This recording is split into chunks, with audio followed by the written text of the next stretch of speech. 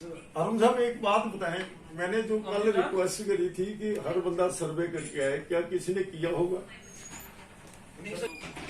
आप उन चीजों को हाईलाइट क्यों नहीं करते? अब हमें मेरी बात समझ रहे ना, उस चीज को हाईलाइट करें। उसके रास राइट्स में मुस्लिम्स ने मदद करी, इसके बारे में क्यों नहीं सोचा?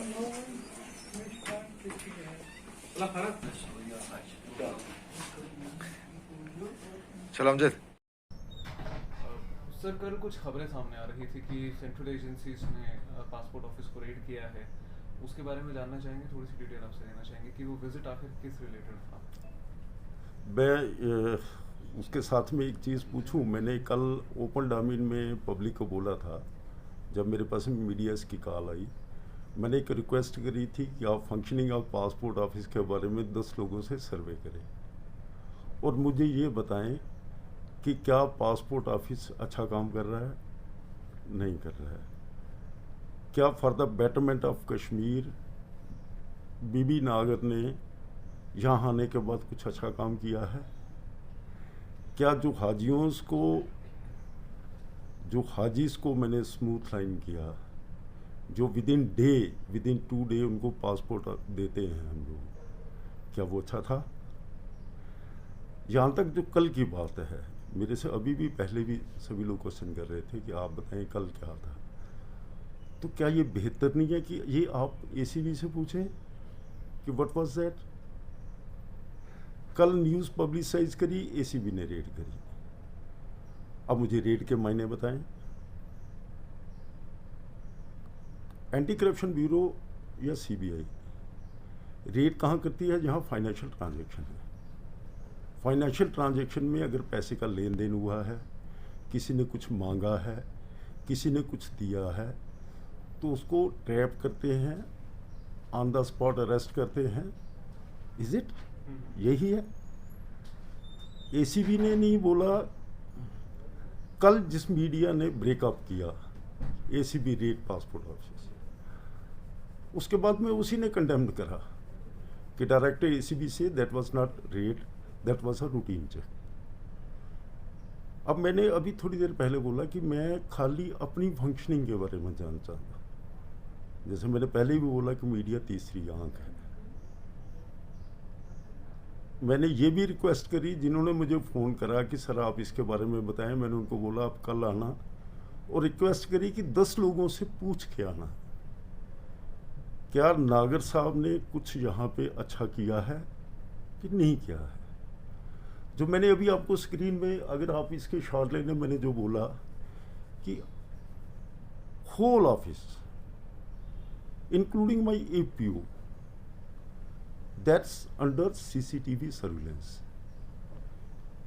सीसीटीवी विद ऑडियो, और बैकअप कितना है? 1 मंथ।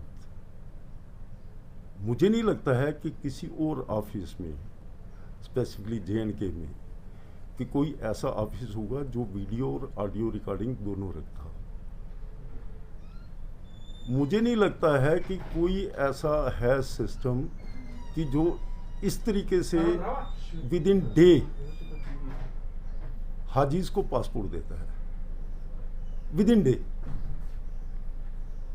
तो मेरा खाली मीडिया से ये है, देखिए जो आप कल के एपिसोड की बात कर रहे हैं, इट्स बेटर आप एसीबी से पूछें।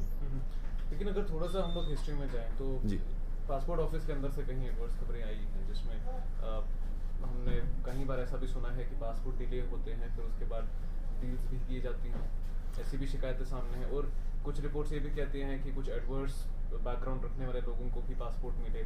जेल लोग, जो एक शख्स हैं जो काफ़ी सालों तक जेल में थे, बेल पे बाहर आए, पासपोर्ट ऑफिस से उनको पासपोर्ट इशू हुआ, जो बांग्लादेश में है।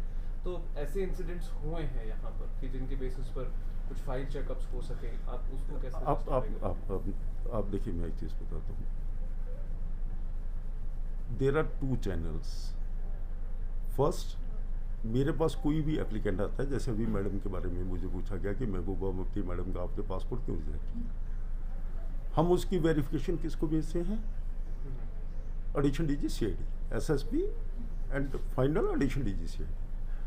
हमारे पास में अगर क्लियर वेरिफिकेशन आती है, ये इशू द पासपोर्ट। अगर किसी की एडवर्स नहीं आती है और हम नहीं इशू कर पाते हैं तो एप्लीकेंट के पास एक चैनल है, दैट इज हाई कोर्ट. ही और शी कैन अपील देयर. जैसे मैडम के केस में वो हाई कोर्ट गए. अगर हमें हाई कोर्ट की ये इंस्ट्रक्शन आ जाती कि आप इसको पासपोर्ट इशू करो तो हम कर देते. अगर हमें हाई कोर्ट की भी नहीं आती है और पुलिस एडवर्स देती है तो क्या हमें पासपोर्ट इशू करना चाहिए? Passport issuing authority in J&K is fully dependent on the report of additional DG CID. Then मैंने जो बोला कि हाई कोर्ट इज देयर. अगर जैसे आपने बोला कोई क्रिमिनल बैकग्राउंड का है, अब उसमें क्रिमिनल बैकग्राउंड में क्या होता है मैं बताता हूँ. पासपोर्ट एक्ट ये कहता है कि अगर किसी को 2 साल से कम सजा होती है you can issue A passport. 2 साल से ज़्यादा होती है यू कांट. आप जो बात कह रहे हो उस बंदे को 1 साल की सजा हुई है. उस बंदे ने हाई कोर्ट में केस फाइल किया है. उसने मेरे अगेंस्ट में, मैं आपको सीधी बात बताऊँ, RPO कश्मीर को उसने टैग किया कि जब कोर्ट ने मुझे ये दिया है तो मेरा पासपोर्ट क्यों नहीं इशू हो रहा. कोर्ट ने हमें डायरेक्शन दी, वो इशू द पासपोर्ट. तो आप ये माने कि मुझे ये बताएं कि कोई भी सीनियर अफसर may be of any rank, क्या वो कंटेम्प्ट ऑफ कोर्ट कर सकता है? जो मैडम महबूबा मुफ्ती की मैं बात बताऊँ, मेरे पास में बहुत मीडिया के फ़ोन आए, सर आपने रिफ्यूज़ कर दिया. मैंने कहा यार ये मेरा प्रेरोगेटिव नहीं है, मैं अपने ओनर्स पे कुछ नहीं कर सकता. अगर CID ने उसको नॉट रिकमेंडेड दिया है, I am not in position to issue the passport. क्या दूसरी बात ये पूछता हूँ आपसे कि क्या किसी अफसर के लिए या पासपोर्ट अफसर के लिए एक्स CM, प्रेजेंट CM या कोई दूसरा एक बराबर होना चाहिए कि नहीं होना चाहिए? आपको एक मैं अच्छी बात बताता हूँ. यहाँ पे चीफ जस्टिस जो थी पहले मैडम गीता मित्तल थी. आप ये मानेंगे कि वो 18 सीढ़ियाँ चढ़ के ऊपर मेरे ऑफिस में आई और बोला नागर मैं तेरे साथ चाय पीना चाहती हूँ, आप बहुत अच्छा काम कर रहे हो. तो मैंने उनको पूछा, मैंने कहा मैडम आपको कैसे पता? बोले मेरा स्टाफ है, वो कोड करता है कि जो इस अफसर ने हज के लिए किया वो किसी ने नहीं किया. देखिए मैं एक और आपको बताता हूँ. जब मैंने ज्वाइन किया था तो मुझे फॉर्मेशन से एक क्लियर इंस्ट्रक्शन मिली थी. मुझे ये बोला गया था कि Nagar you are son of soil, आप J&K के हैं, आप J&K की बेटरमेंट के लिए जो कर सकते हैं वो करें. जी, आखिरी सवाल आपसे पूछना चाहूँगा. कुछ डॉक्यूमेंट्स के बारे में आपको कहा गया है कल प्रोड्यूस करने के लिए, उसको वो डॉक्यूमेंट्स बेसिकली है किस रिलेटेड हैं, and secondly how are you going to react to it?